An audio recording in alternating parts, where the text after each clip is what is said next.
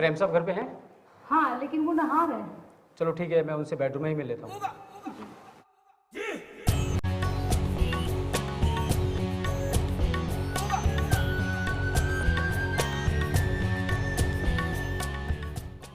हाँ प्रेम, मुझे तुमसे कुछ ज़रूरी बात करनी है। बैठो, मैं ना गया। सिल्विया ने तुम्हारे और उसके बारे में सब कुछ बता दिया है।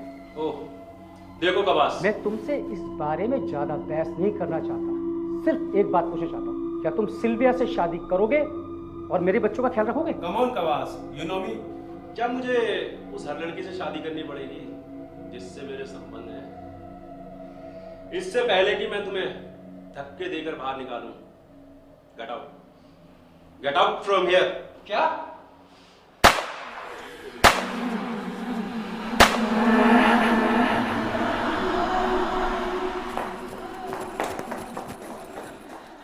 भैया, ये तुमने क्या किया? मेरे भैया को मार दिया, मेरे भाई का खून कर दिया। तुम खूनी हो, खूनी। भैया,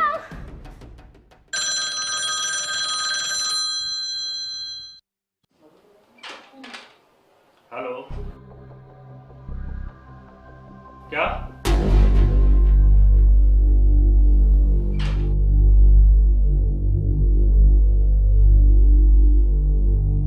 ऑफिसर, मैंने एक आदमी को गोली मार दी। हाँ, मुझे पता है और वो मर भी चुका है। ऑफिसर, आपसे एक रिक्वेस्ट है, ये चाबी मेरी वाइफ को दे दीजिएगा, क्योंकि बच्चों को वो फिल्म दिखाने गई है, उसे इस मर्डर के बारे में कुछ भी नहीं पता।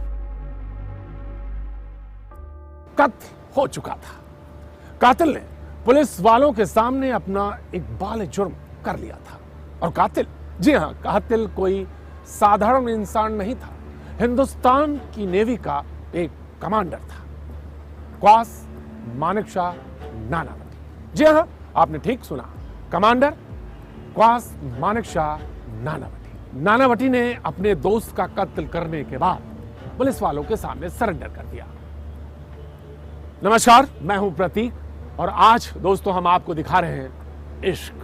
जी हां, रिश्तों में उलझी इस भंवर की कहानी में बहुत कुछ है जो आज हम आपको दिखाएंगे, सुनाएंगे, लेकिन इसके लिए आपको हुजूर चलना पड़ेगा पीछे, यानी कहानी में शुरुआत फ्लैशबैक से। इस पूरी कहानी में 3 अहम किरदार हैं। किरदार नंबर 1, कवास मानेकशॉ नानावटी, उम्र 34 साल, नेवी कमांडर। किरदार नंबर 2, सिल्विया नानावटी, उम्र 28 साल, कमांडर नानावटी की पत्नी। किरदार नंबर 3, प्रेम भगवान दास आहूजा, उम्र 34 साल, यूनिवर्सल मोटर्स का मैनेजर।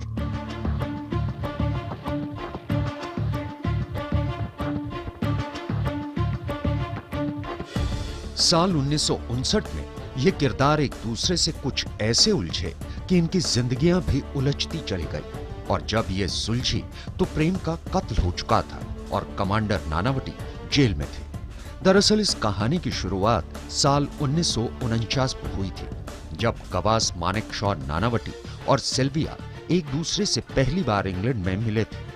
पहली ही मुलाकात में दोनों एक दूसरे को दिल दे बैठे। इसके बाद दोनों ने जल्द शादी भी कर ली। उस वक्त नानावटी की उम्र 24 साल और सिल्विया 18 साल की थी। शादी के बाद दोनों हिंदुस्तान आ गए। चूंकि नानावटी नेवी में कमांडर थे, इस सिलसिले में उनकी पोस्टिंग एक शहर से दूसरे शहर में हुआ करती थी, और यह बात 1959 के करीब है, जब वो बॉम्बे में उनकी पोस्टिंग हुई। और तब तक नानावटी और सिल्विया के 3 बच्चे हो चुके थे। नानावटी की घर से दूरी ने सिल्विया की जिंदगी में एक खालीपन ला दिया था, और यही खालीपन सिल्विया को खटकने लगा था। लेकिन जल्दी ही इस खालीपन को दूर करने के लिए सिल्विया को एक दोस्त मिल गया, मैमी आहूजा, प्रेम आहूजा की बहन। इसी सिलसिले में एक दिन उसकी मुलाकात प्रेम आहूजा से हुई। मुलाकातें होने लगी और ये मुलाकातें एक दिन मोहब्बत में तब्दील हो गई।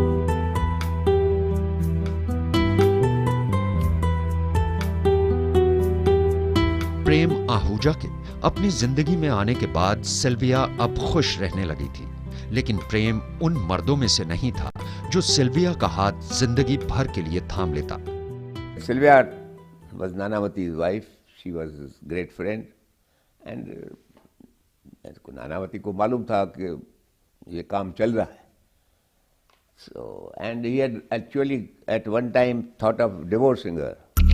शुरू में तो ये बात सिल्विया को समझ में नहीं आई, लेकिन बीतते वक्त के साथ ये सब कुछ सिल्विया को समझ में आने लगा कि प्रेम की जिंदगी में वो अकेली औरत नहीं है, और प्रेम के प्यार में अंधी और अपने पति नानावटी को भूल चुकी सिल्विया ने एक दिन प्रेम से इस बारे में बात करने का फैसला किया।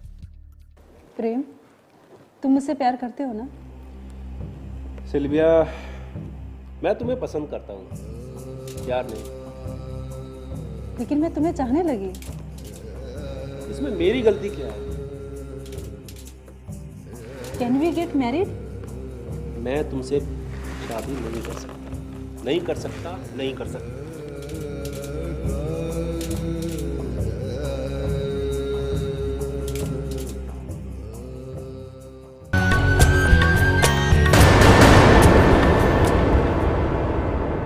हाँ प्रेम, मुझे तुमसे कुछ जरूरी बात करनी है। बैठो, मैं ना गया। सिल्विया ने तुम्हारे और उसके बारे में सब कुछ बता दिया है। ओह, देखो कवास, मैं तुमसे इस बारे में ज्यादा बहस नहीं करना चाहता, सिर्फ एक बात पूछना चाहता हूँ, क्या तुम सिल्विया से शादी करोगे और मेरे बच्चों का ख्याल रखोगे? Come on Kawas, you know me, क्या मुझे उस हर लड़की से शादी करनी पड़ेगी जिससे मेरे संबंध है? इससे पहले कि मैं तुम्हें धक्के देकर बाहर निकालूं, get out, get out from here. क्या?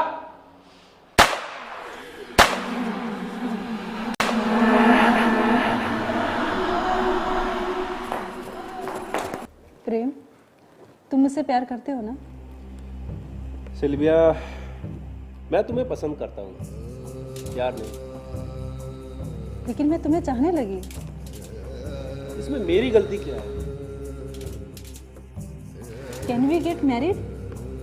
मैं तुमसे शादी नहीं कर सकता, नहीं कर सकता, नहीं कर सकता।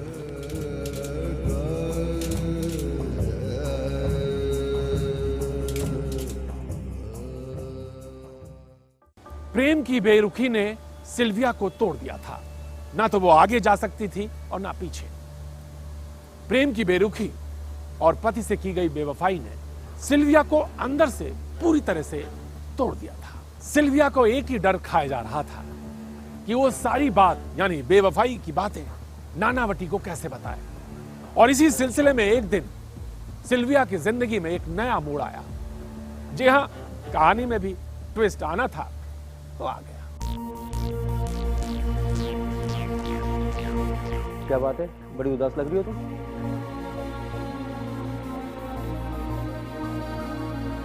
ऐसी कोई बात नहीं है। क्या तुम मुझसे प्यार करती हो? जी नहीं। क्या तुम किसी और से प्यार करती हो? जी नहीं। क्या तुमने वफा निभाई है? नहीं। कौन है वो? प्रेम भगवान दास आहूजा। क्या तुम उससे शादी करना चाहती हो?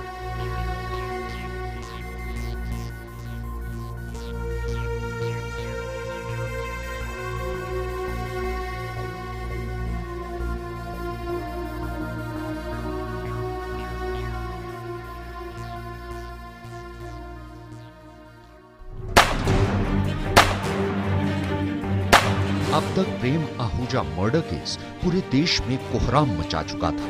चूंकि मामला नेवी कमांडर और उसके सम्मान से जुड़ा था, इसलिए ज्यादातर लोगों की सहानुभूति कवास मानेकशॉ नानावटी के साथ थी।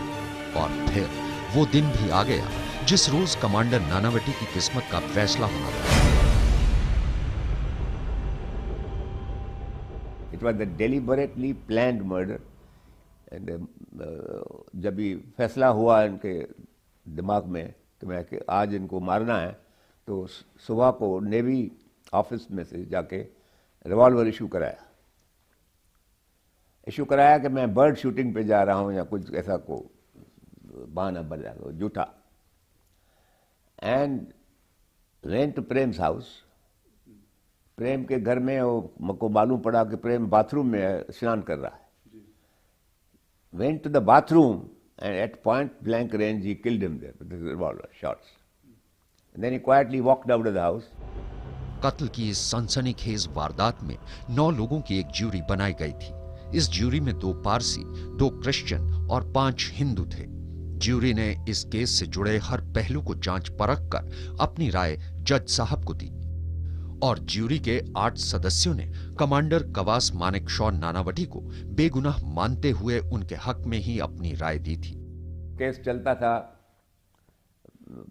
पारसी गर्ल्स थाउजेंड्स में बाहर खड़ी रहती थी,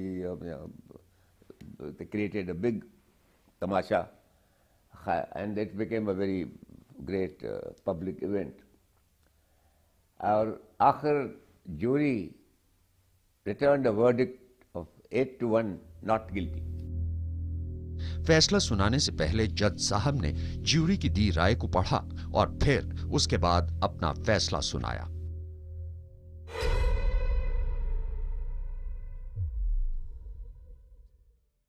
तमाम सबूतों को देखने और डिफेंस और प्रोसिक्यूशन वकीलों की जिरह सुनने के बाद अदालत क्वास मानेकशॉ नानावटी को प्रेम भगवान दास आहूजा के कत्ल के आरोप से बरी करती है। कानून कमांडर नानावटी को प्रेम आहूजा के कत्ल के इल्जाम से बाइज्जत बरी कर चुका था। सिल्विया को लगा कि उसकी जिंदगी में एक बार फिर से बहार आ गई, लेकिन ना तो सिल्विया को और ना ही कमांडर नानावटी को यह पता था कि उनकी जिंदगी जिस मकाम पर खड़ी है वहां एक और इम्तिहान अभी बाकी है।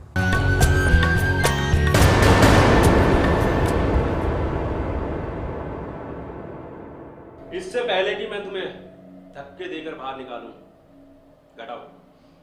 Get out from here. क्या?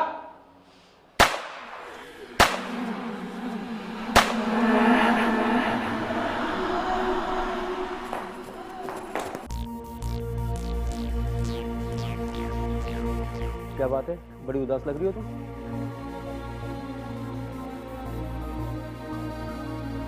ऐसी कोई बात नहीं है। क्या तुम मुझसे प्यार करती हो? जी नहीं। क्या तुम किसी और से प्यार करती हो? जी नहीं। तमाम सबूतों को देखने और डिफेंस और प्रोसिक्यूशन वकीलों की जिरह सुनने के बाद अदालत क्वास मानेकशॉ नानावटी को प्रेम भगवान दास आहूजा के कत्ल के आरोप से बरी करती है। लोअर कोर्ट फैसला सुना चुका था। फैसले के बाद सिल्विया को और नानावटी को लगा कि वो अपनी जिंदगी नए सिरे से शुरू कर सकते हैं, लेकिन अपने भाई के कातिल को खुलेआम घूमता देख मैमी आहूजा परेशान थी। लोअर कोर्ट के फैसले के बाद मैमी आहूजा ने अपने वकील से बात की और यह मन बनाया कि लोअर कोर्ट के फैसले के खिलाफ वो हाई कोर्ट में अपील करेगी, और इसके बाद जो कुछ हुआ वो कानून के इतिहास में इस देश में एक नजीर बन गया।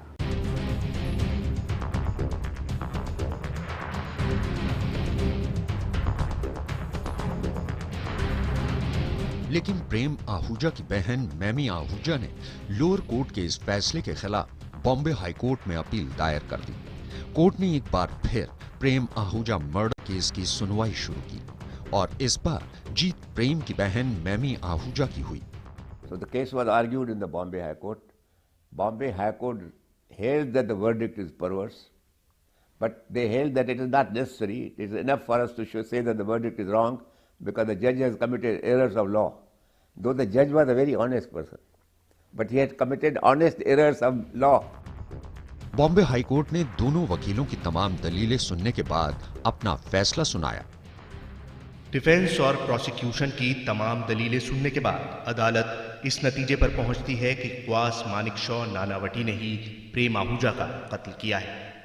इसलिए अदालत मुजरिम नानावटी को ताज़ीरात हिंद की दफा 302 के तहत दोषी मानते हुए उम्र कैद की सजा सुनाती है।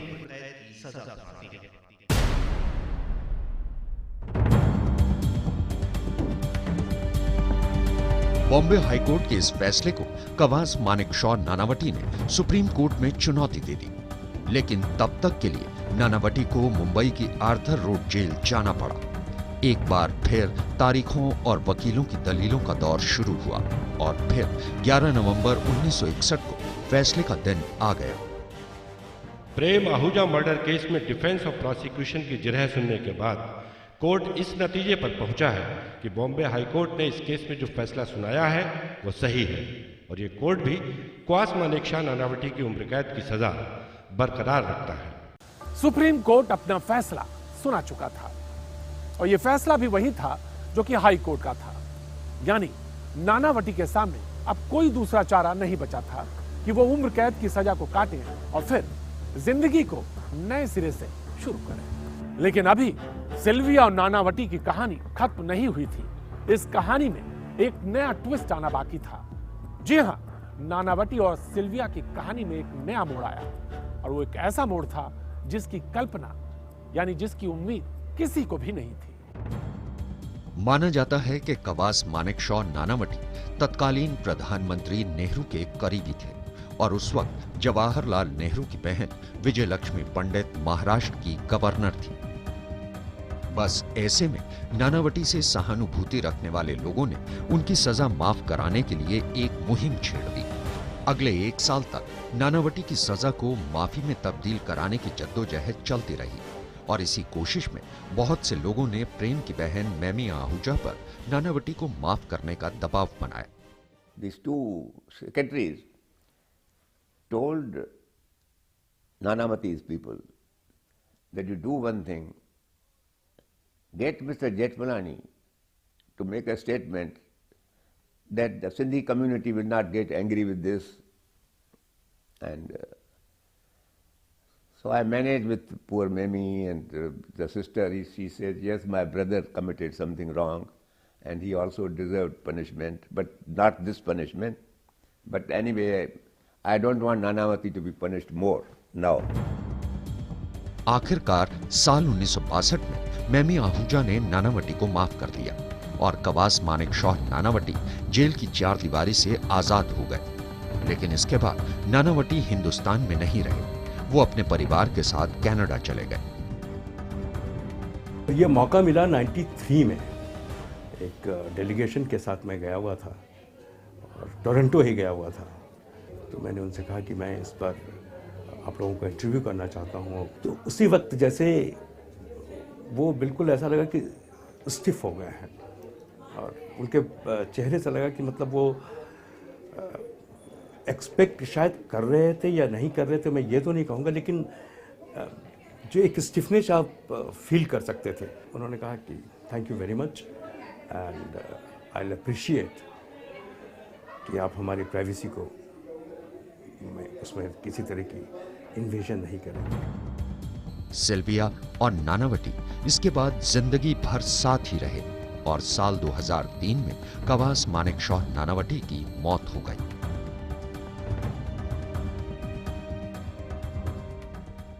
सिल्विया और नानावटी की कहानी पर यह है हमारी खास पेशकश इश्क। इस लव ट्रायंगल में और कितने आए मोड़ और कितने आए ट्विस्ट, इसके लिए थोड़ा सा करिए इंतजार।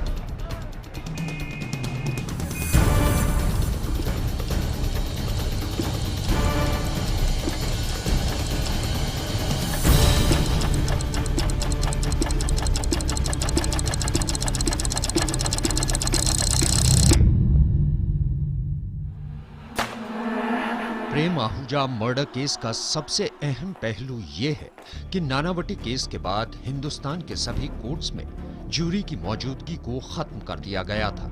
जी हां, प्रेम आहूजा मर्डर केस के बाद भारत की किसी भी अदालत में किसी केस की सुनवाई के दौरान कभी भी ज्यूरी ना तो बनाई गई और ना ही कभी ज्यूरी की मदद ली गई। That Nanavati case became a reason for abolishing jury trial in India. The jury trial was scrapped out from criminal procedure. हालांकि उस वक्त राम जेठमलानी सीधे तौर पर इस केस से तो जुड़े नहीं थे, पर प्रेम आहूजा की बहन मैमी आहूजा ने उनको अपना प्राइवेट काउंसलर बनाया था और उनका काम पब्लिक प्रोसिक्यूटर की मदद करना था, जो उन्होंने बखूबी किया भी था। लेकिन उनका आज भी मानना है कि कवास मानेकशॉ नानावटी ने रंजिशन प्रेम आहूजा का कत्ल किया था। नानावटी प्रेम आहूजा के घर उसको मारने के इरादे से ही गए थे और नानावटी का ये बयान कि अचानक गुस्से में आकर उन्होंने प्रेम आहूजा का कत्ल कर दिया गलत था। It was a deliberately planned murder. And जब भी फैसला हुआ इनके दिमाग में कि आज इनको मारना है, तो सुबह को नेवी ऑफिस में से जाके रिवॉल्वर इशू कराया कि मैं बर्ड शूटिंग पे जा रहा हूँ या कुछ ऐसा को बहाना बना झूठा। And went to Prem's house. Prem के घर में मुझको मालूम पड़ा कि प्रेम बाथरूम में स्नान कर रहा है। Went to the bathroom and at point blank range he killed him there with revolver shots.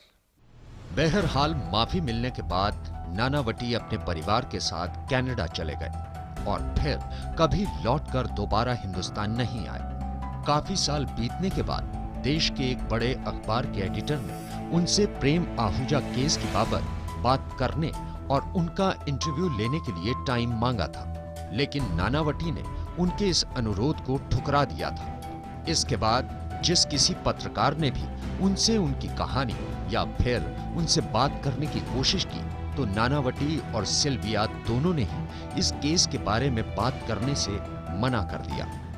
ये मुझे नंबर उनका मिल गया और मैंने फ़ोन किया कि मैं इंडिया से आया हूँ और आपसे मिलना चाहता हूँ। मैंने इस केस के बारे में कोई बातचीत नहीं की और उन्होंने कहा कि ठीक है आ जाओ। मैं वहाँ पर उनसे मिलने के लिए चला गया। थोड़ा बहुत जो मुझे याद है, कॉलवेल बाहर गेट पे थी, वहाँ पर मैंने उसको वहाँ पर जब वो बाहर निकलकर खुद आए, मैंने